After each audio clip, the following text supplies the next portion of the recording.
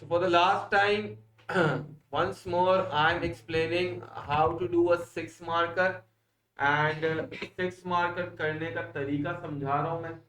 Please इसको गौर से समझ लीजिएगा कि 6 मार्कर की टेक्निक क्या है, ठीक है ना.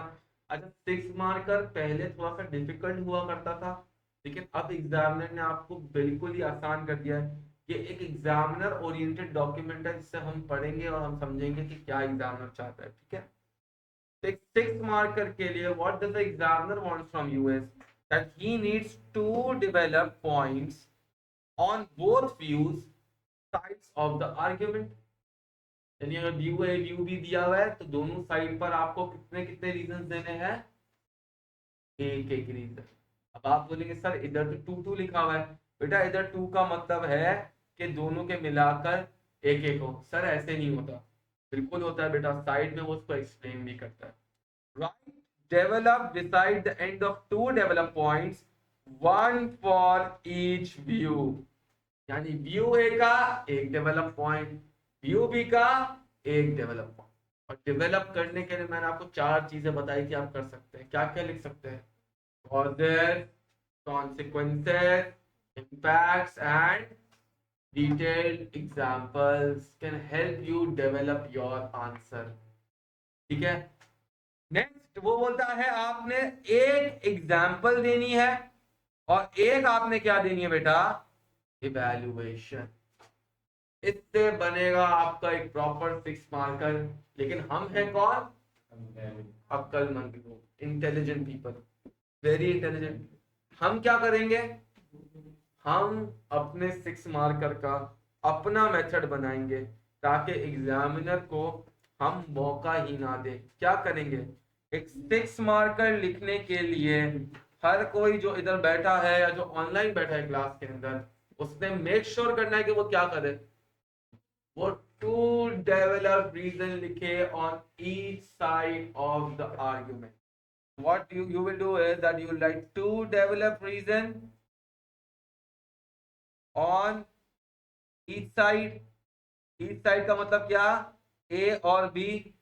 अच्छा, अगर टू व्हाट एक्सटेंट वाला सवाल आ जाए तो problems of possibilities, problems of limitations. ठीक है, पॉसिबिलिटीज एंड लिमिटेशन, सॉरी माजरत. ठीक है ना. तो दो पॉसिबिलिटीज लिख लोगे, दो प्रॉब्लम्स लिख लोगे, दो पॉसिबिलिटीज लिखोगे, दो लिमिटेशन लिख लोगे. अंडरस्टैंडेबल है बात. नेक्स्ट चीज, आप इसमें एक क्या देंगे, एग्जाम्पल देंगे. और एक क्या देंगे बेटा, इवैल्यूएशन. याद है सबको, इवैल्यूएशन के बारे में मैंने बताया था, एग्जाम्पल के बारे में मैंने बताया था. एग्जाम्पल क्या होनी चाहिए, इवैल्यूएशन क्या होनी चाहिए, ये जानना बहुत ज्यादा क्या है, जरूरी है. तो याद रखिएगा कि आपने इधर मेक श्योर करना है कि आपकी एग्जाम्पल कैसी हो, आपके जो एंड में इवैल्यूएशन है वो कैसी हो. ठीक है ना. तो वही चीज मैं आपको बताने जा रहा हूँ. प्लीज गौर से मेरी बात सुनिएगा ताकि आपको क्लैरिटी भी आ जाए और आपके लिए क्या हो जाए, आंसर लिखना इजी हो जाए. सबसे पहले इवैल्यूएशन.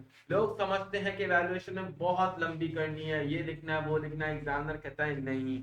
एग्जामिनर कहता है the minimum acceptable is what, I agree more, I disagree more. If you agree with view A, you write I agree view with view A more. लेकिन एग्जामिनर कहता है मैं मार्क्स नहीं काटूंगा, लेकिन बेहतर ये है कि आप इवैल्यूएशन कहाँ पर दो, सवाल के एंड में. शुरू में थोड़ा सा इससे परहेज करो, अवॉइड करो. अंडरस्टैंडेबल है बात यहाँ सबको. नेक्स्ट चीज, ये फर्दर और एग्जांपल्स दी हुई है 6 मार्कर को एंड करने के लिए, लेकिन ये थोड़ी सी डिफिकल्ट होती है, उनके लिए आसान होती है जिनको अंग्रेजी थोड़ी सी अच्छी आती है. तो अगर आपकी अंग्रेजी अच्छी हो तो रिस्क लीजिएगा, वरना बेटा क्या चंद बन के ना अपना आंसर खराब मत करिए. आपको सिंपल वो दे रहे हैं ना मार्क्स, एग्री या डिसएग्री का, आप ले लें. आप क्यों शर्मंद है. एक दो हम में से हैं जो जिनकी अंग्रेजी बहुत अच्छी है, ठीक है, लेकिन जितने यहाँ बैठे हैं सबकी मैं अंग्रेजी को जानता हूँ. तो मैं बोलूंगा भाई देश नहीं रहेगा. दो तीन लोग हैं जो कर सकते हैं, ठीक है ना, तुम नहीं होली.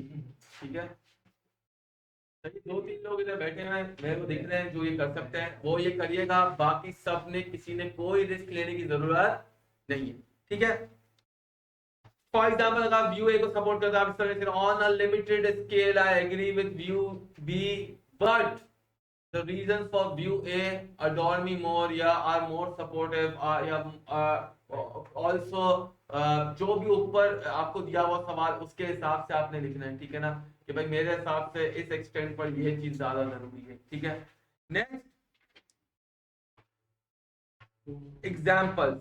अब अक्सर बच्चों को मसला सर एग्जाम्पल में पॉलिसी याद ही नहीं हो रही, सर आपने इसकी पॉलिसी बताई नहीं थी। बेटा सिर्फ पॉलिसी एग्जाम्पल नहीं है, एग्जाम्पल में क्या क्या आ सकता है, स्पेसिफिकली नेम्ड, व्हाट नेम्ड, आप सिटीज, रीजन, कंट्रीज, रिवर्स के नाम, क्रॉप्स के नाम, मिनरल्स के नाम, पीपल के नाम, ऑर्गेनाइजेशन के नाम, पॉलिसीज के नाम लिख सकते हैं। अगर फैमिली प्लानिंग वाला प्रोग्राम वाला सवाल आ रहा है, तो मैंने पिछले आपको फर्स्ट वर्कशॉप में पढ़ाया भी था जिसमें एग्जांपल मिसिंग थी, अगर उसमें अली ने आके लिख दिया अयूब खान पॉलिसी, तो पॉलिसी लिखने की जरूरत नहीं है, ऐसे अयूब खान लिखा है, इसकी एग्जांपल काउंट हो गई। हमने आगे जाके एक आपके पास अभी आगे सवाल ही पढ़ा था कि जिसमें बच्चे ने एक्सपोर्ट की एग्जांपल दी और एक्सपोर्ट की एग्जांपल के अंदर कोल लिख दिया, coal is the name of mineral, it is also what. भाई आपने ये बात याद रखनी, 6 मार्कर में जितना आप इसको अपने डिफिकल्ट बनाएंगे ना उतना डिफिकल्ट बनेगा। अक्सर बच्चे पॉलिसीज के चक्कर में ना सिटीज के नाम नहीं लिखते। अगर स्पोर्ट्स गुड इंडस्ट्री का सवाल आया है तो उसमें सियालकोट की मिसाल दो, फिर रावलपिंडी की मिसाल दो, फिर लिखो रीजन के नाम और बताओ कितना फायदेमंद है। अगर किसी ने स्पोर्ट्स गुड इंडस्ट्री के सवाल के अंदर वर्ल्ड कप 1998 से लेके आज तक की फुटबॉल वर्ल्ड कप की बॉल्स की मिसाल दी, फुटबॉल की, तो क्या होगा, क्या एग्जांपल काउंट नहीं होगी? ऑफ कोर्स काउंट होगी, क्योंकि वो बोल रहा है ऑर्गेनाइजेशन की एग्जांपल दो। वर्ल्ड कप फेडरेशन भी तो एक ऑर्गेनाइजेशन है जिसने पाकिस्तान को ऑर्डर किया एक्सपोर्ट का।